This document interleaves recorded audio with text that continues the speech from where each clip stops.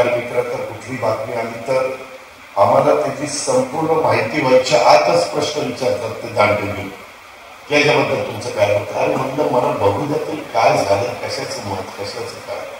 आता काल पण मी अमितभाई शहांच्या कार्यक्रमाला होतो आणि नंतर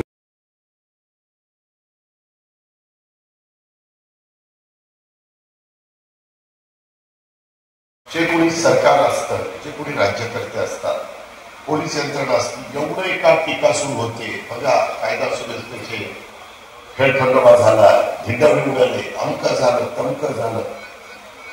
थोडीशी माहिती घेण्याचा प्रयत्न, पेशन्स आपण कुणीच ठेवत नाही.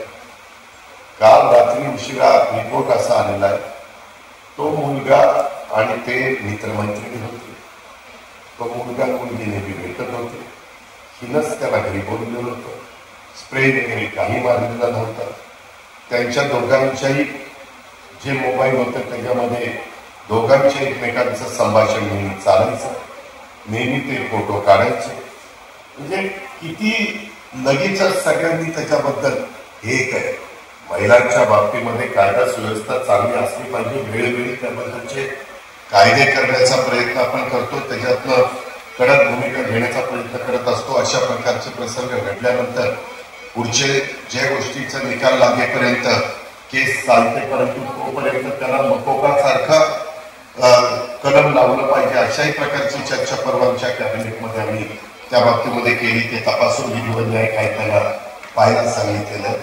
पण ह्या गोष्टी पुढे आल्यानंतर मग कळतं की वस्तुस्थिती काय. प्रत्येक ठिकाणी अशा गोष्टी नसतात.